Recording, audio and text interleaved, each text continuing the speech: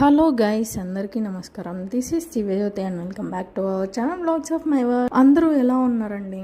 అందరూ బాగుండాలని మనస్ఫూర్తిగా కోరుకుంటున్నాను. గైస్, ఈరోజు సింపుల్ గా అలానే చాలా అంటే చాలా ఈజీ ఈవినింగ్ స్నాక్ మీతో షేర్ చేసుకుంటున్నాను. ప్రోటీన్స్, ఫైబర్ ఉంటుంది గైస్. సో మీ గట్ హెల్త్ కి చాలా మంచిది.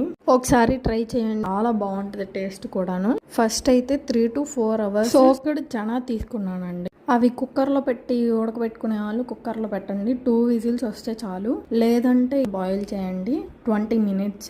బాయిల్ చేసుకునేటప్పుడు సాల్ట్ వేసుకునే వాళ్ళు సాల్ట్ వేసుకోండి. మేము సాల్ట్ తక్కువ తింటాం కాబట్టి తాలింపులో వేసాను. సాల్ట్ బాగానే తినే వాళ్ళు అయితే ఉడకబెట్టుకునేటప్పుడే సాల్ట్ కూడా వేసుకోండి. 20 minutes నార్మల్ గా బాయిల్ చేసుకుని స్టవ్ ఆపేయకుండా పక్కనే తాలింపు పెట్టేసుకోండి. కడాయి వేడెక్క ఆయిల్ వేసుకోండి. ఆయిల్ మరీ ఎక్కువ వేసుకోవాల్సిన అవసరం లేదు. కొద్దిగా తాలింపు వేగేంత వరకు చాలు. 3 to 4 tablespoons చాలండి. అలా ఆయిల్ వేడెక్కగా తాలింపు గింజలు, ఆనియన్స్, పచ్చిమిర్చి.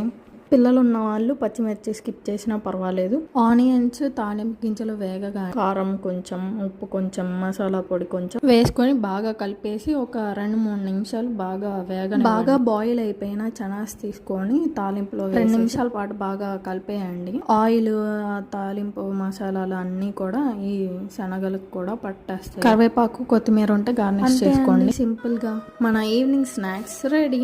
సమయానికి వర్షం పడుతుంది.